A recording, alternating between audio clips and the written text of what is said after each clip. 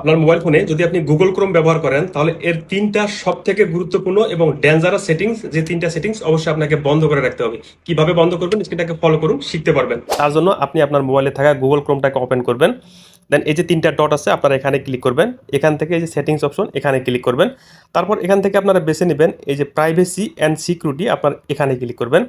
এখান থেকে অনেকগুলো অপশন আপনারা দেখতে পারবেন। এখান থেকে আবার আপনারা খুঁজে বের করবেন অ্যাডস প্রাইভেসি, এখানে ক্লিক করবেন। খুবই ইম্পর্টেন্ট এই তিনটা সেটিংস। অবশ্যই এই তিনটা সেটিংস আপনাদেরকে এখান থেকে অফ করে দিতে হবে।